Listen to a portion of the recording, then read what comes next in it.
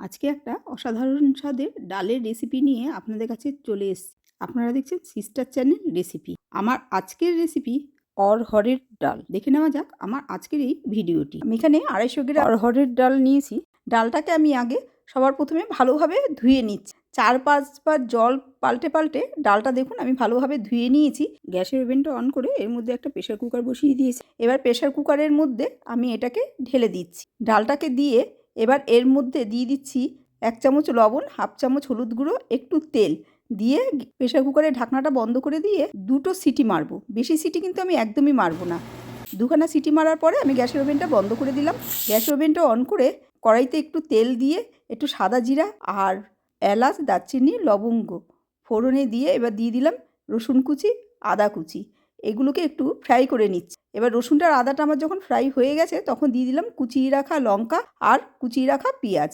এগুলোকেও minute 2-3 ধরে আমি এটাকে একটু ফ্রাই করে নেব। এর মধ্যে কিছু গুঁড়ো মশলা অ্যাড করছি, হলুদ গুঁড়ো, ধনের গুঁড়ো, লাল কাশ্মীরি লঙ্কার গুঁড়ো, 1 চামচ কিচেন কিং মশলা দিয়ে ভালোভাবে একটু এটা আমি নেড়ে নিচ্ছি। এর মধ্যে একটু কুচিয়ে রাখা টমেটো দিয়ে দিলাম। এটাকেও আমি 2 থেকে 3 মিনিট ধরে আমি একটু রান্না করে নেব। 2-3 মিনিট পরে এবার স্বাদ মতন লবণ দিয়ে দিলাম। দিয়ে ফুটিয়ে রাখা ডালটা এবার আমি এর মধ্যে ঢেলে দিচ্ছি। প্রেসার কুকারটা ধুয়ে একটু জলও আমি এর মধ্যে দিয়ে দিলাম। খুব বেশি জল কিন্তু আপনারা একদমই দেবেন না, কারণ এটা একটু ঘন ঘন হলেই বেশি ভালো লাগে। এদিকে ডালটা আমার যতক্ষণ ফুটছে ততক্ষণ পাশের ওভেনে একটা প্যান বসিয়ে দিলাম। এখানে দিয়ে দিলাম একটু তেল। তেলটা দিয়ে এবারে এর মধ্যে দিয়ে দিচ্ছি 1 চামচ জিরে, 1 চামচ কুচিয়ে রাখা রসুন। এবার এটাকে একটুখানি ফ্রাই করে নিচ্ছি যতক্ষণ না রসুনের মধ্যে দিয়ে কাঁচা গন্ধটা আমার চলে যাচ্ছে। 3খানা শুকনো লঙ্কা দিয়ে দিলাম, দিয়ে ভালোভাবে একটু ফ্রাই করে নিচ্ছি। রেড চিলি পাউডার দিয়ে দিলাম, দিয়ে একটু নেড়ে নিয়েই এর মধ্যে দিয়ে দিলাম একটু বড় বড় করে কেটে রাখা টমেটো। 30 সেকেন্ড নেড়ে নিয়েই 1 চামচ ধনের গুঁড়ো দিয়ে দিচ্ছি। 10 সেকেন্ড একটু নেড়ে নিয়েই এবারে ওপর দিয়ে একটু ধনেপাতা দিয়ে দিলাম, দিয়ে 30 সেকেন্ড নেড়ে নিয়েই গ্যাসের ওভেনটা বন্ধ করে দিলাম।